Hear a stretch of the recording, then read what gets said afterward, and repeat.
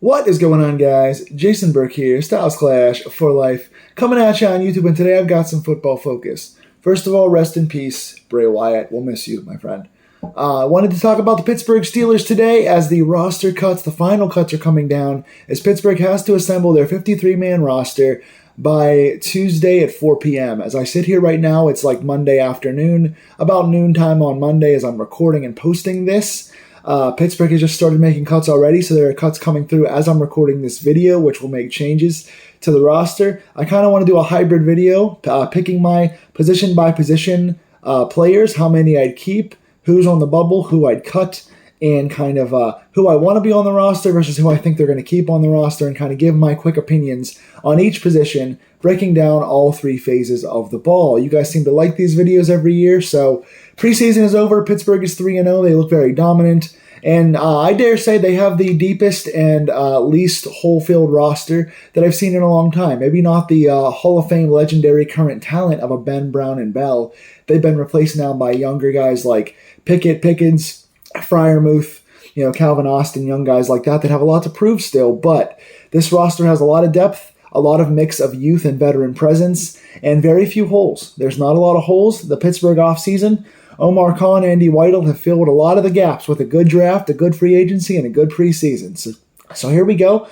I'm going to go ahead and start off first of all with last night's trade. Kevin Dotson, the former starting guard for the Steelers, gets traded to the Los Angeles Rams for a swap of fifth round picks. We get a fourth round pick and a 2025 fifth round pick. So a fourth round pick this year and a fifth round pick next year for Kevin Dotson to the Rams, who also receive a fifth round pick this year and a sixth round pick next year. So we got rid of Dotson for two pick swaps where we trade up 2 years in a row. So to get a fourth round pick for a guy who was a fourth round pick and who was going to be possibly the fourth guard on the depth chart this year, pretty good trade, pretty good value. Sad to see Dotson go. I liked him.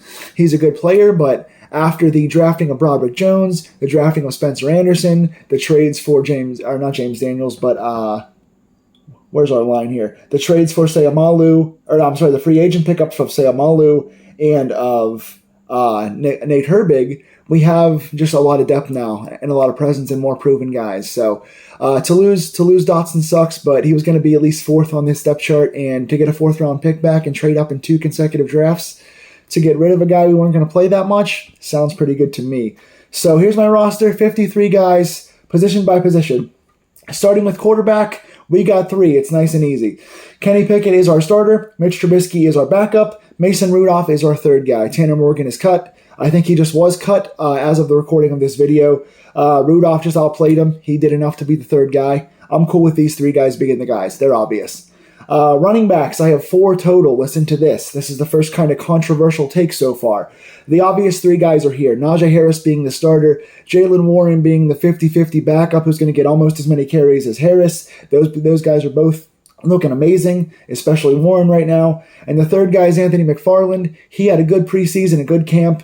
One of the best players we had in camp. Had a good preseason, did far and away enough to be the third running back on this team. And as far as the fourth running back, it is my fullback tight end hybrid, Connor Hayward. I wanted to keep all 4 starting tight ends on this roster. I like all 4 guys we have here. Moving Hayward to the fullback spot, we've seen he can play a little fullback. We've seen he can carry the ball at halfback. He can play tight end. He can split out and play a slot receiver. He's diverse. He can do a million things. He can block really well. He's going to be a nice addition to the run game and the pass game and create mismatches by playing fullback. So 3 halfbacks and a fullback here in Connor Hayward make up our running back quadrant here. Wide receivers, I'm going chalk this time. I kept 6. 6 receivers is kind of the usual. They could keep 5, but I usually like seeing 6 on the roster. There were 7 last year with Steven Sims being added, but this year I think we're keeping 6. Deontay Johnson, George Pickens, Allen Robinson is our big veteran slot. Calvin Austin is our return/gadget guy/speed slot. Those 4 guys are your obvious guys. Then Miles Boykin, special teams guy. Nothing special on offense, but very good on special teams. And Gunnar Olszewski, who can do some gadget stuff, can do a little bit of slot stuff, can block a little bit at receiver. Good special teams guy, can do things on both sides of that. So I'm keeping Boykin and Gunnar as our 5 and 6 receivers for their special teams ability. Tight ends, we got 3. Obviously not counting Connor Hayward, who's already at fullback. My tight ends are Pat Fryermuth, Washington from the draft this year, and Zach Gentry. I'm keeping Zach Gentry. I know he was talked about being cut on a lot of people's rosters. He's still a big, gigantic guy. He's a big, wide guy. He's strong. He's one of our best blocking tight ends, he in Washington. So I know that Washington kind of does a better version of what he's been doing so far in Pittsburgh, but he works hard. He's a big guy with a big frame. He can be a red zone target. I don't mind keeping Gentry here. So 3 tight ends plus Hayward. Offensive line, I'm keeping 8 guys. Obviously, we just heard that Dotson is gone. So here's what I'm doing. Obviously, you got your starters. Isaac Seumalo, James Daniels, Mason Cole, Dan Moore, Chicks Okorafor. Those are your big 5. Number 6 is your Broderick Jones. He's coming along, traded up to get the rookie in the first round. Obviously, he's a lock. He's going to be a future star for us.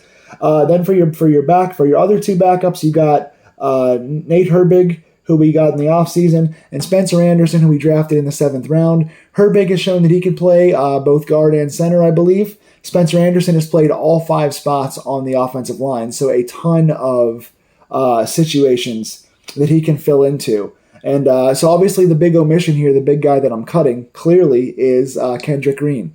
Kendrick Green is the first guy that I would cut on this team. I understand that he's got some seniority over a couple other guys, but he has not looked good at guard. He has not looked good at center. He has not been tried out at fullback in the games. So there's no reason to keep Kendrick Green. He's the first guy that I would cut off this team. I'm keeping Spencer Anderson instead. I think having Broderick Jones, Nate Herbig, and Spencer Anderson is a nice set of depth pieces that can play multiple spots. So those are the guys I'm keeping.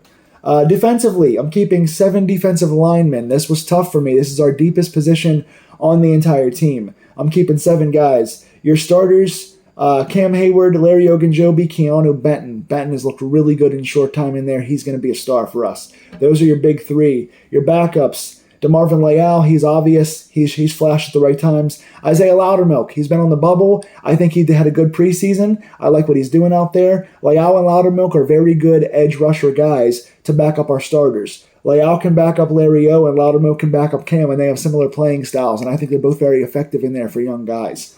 So those 5 are obvious.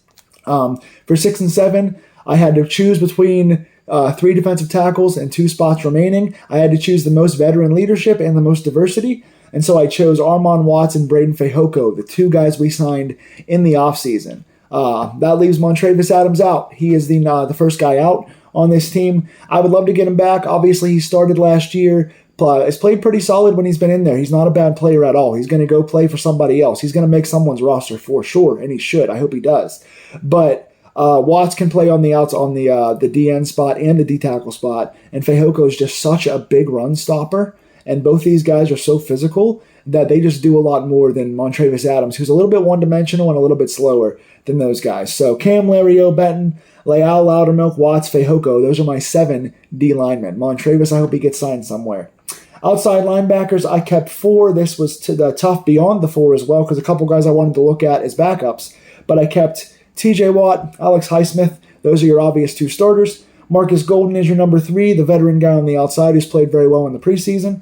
And Nick Herbig, the draft pick. We traded down to get an extra draft pick in the 4th round and picked him up.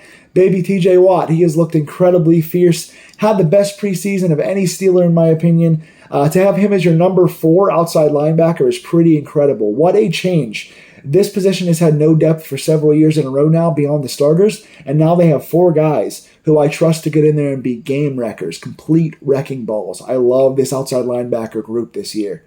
Inside linebacker, a lot of turnover, a lot of change. Obviously, at outside linebacker, I did not keep Quincy Roche, who I like, and that's a shame. But I just couldn't find a spot for him. David Perales showed a couple of things in preseason. He could be a good practice squad guy if he clears waivers. Then we have inside linebacker. I kept 5. This one's going to be interesting. Cole Holcomb, Landon Roberts, those guys have been your starters. Both have looked pretty good in preseason. Quan Alexander, the late addition we brought over in free agency. I think he's going to wind up being a starter by the first third of the season. He looks super explosive. If he can stay healthy, he is a game changer. He's a great player. Mark Robinson being your 4. Again, he got some starts last year and didn't look bad and has had some big hits in this preseason. If he was a bit more of a cover guy and more consistently in his tackling, he could be a starter on this team. To have him as your number 4 guy, again, pretty good depth. I like having a young guy that's fierce and athletic, and also a guy like Quan who can do everything. These are your backups. This is a pretty good lineup. And I kept a fifth inside linebacker. My initial keep has already been proven obsolete. I kept Tanner Muse, the special teams ace, who I think played in Seattle last year. I think he played very good in special teams so far this year, and I think he did enough on defense. He got a fumble recovery. He got a tip ball. He's played pretty well on defense this year on top of special teams. I was keeping him mostly for special teams, but also to be your fifth kind of roving linebacker that was going to play the Marcus Allen role this year. Pittsburgh has cut him today. Right before I went to record this, and I already had Muse's name written down, they cut him. So because of my roster layout, I still want to keep 5 inside linebackers, 9 total linebackers, the 4 inside or the 4 outside, and now the 5th one inside. I want to keep Nick Kwiatkowski. He got hurt in the first game, looked really explosive in the first game, and then got hurt.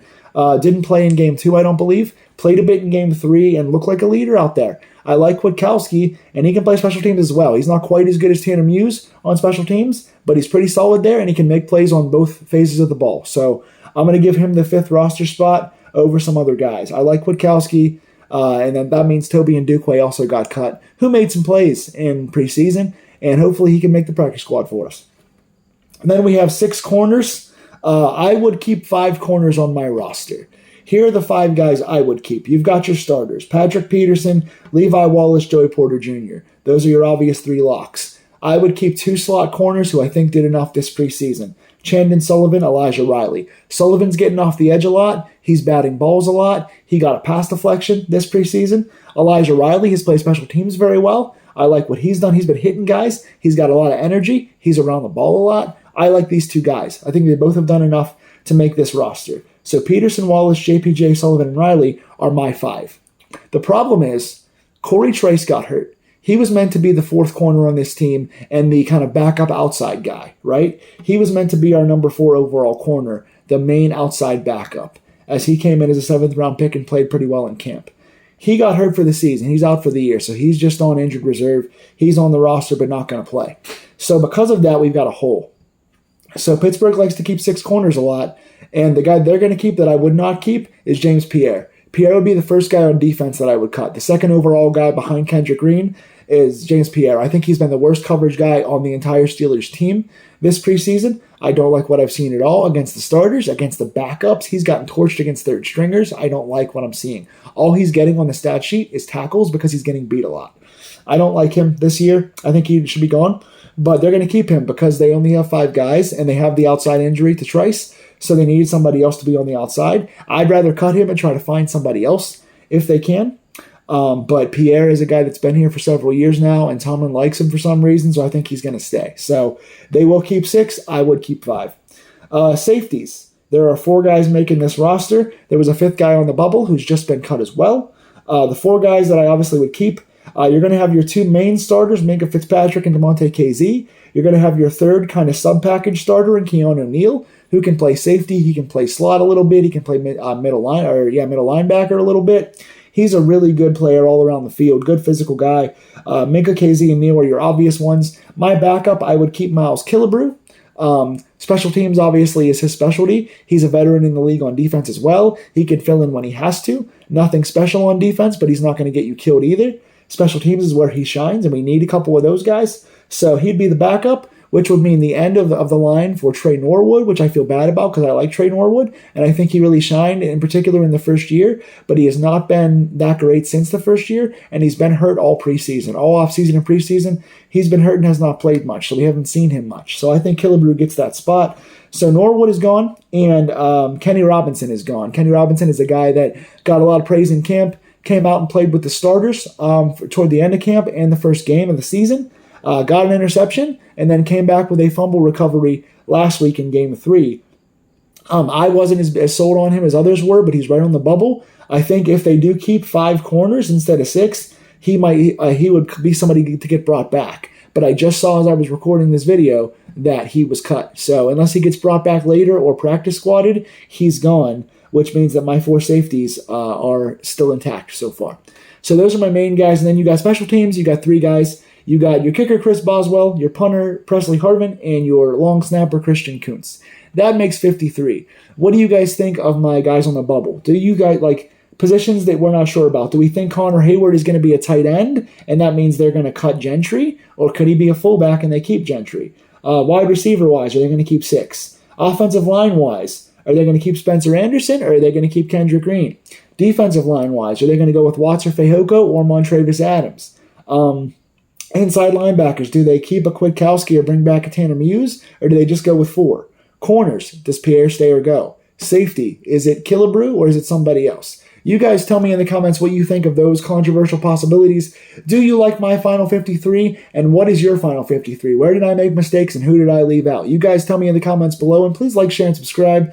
These Steelers Deep Dives. If you want to see all 3 of my preseason game reviews where I go in depth to all of the different players, check those out. I'll be coming back with you guys when Pittsburgh does finalize their roster by tomorrow at 4 o'clock, and I'll bring you guys what the final roster actually is, and I will go over it and tell you what I think of it, and then start reviewing the Steeler games, on top of the regular film reviews and things that I do as well. So stay tuned to all your Steelers coverage. Once again, rest in peace, Bray Wyatt, one of the greatest minds in modern wrestling history, and I will see you guys soon. Take care.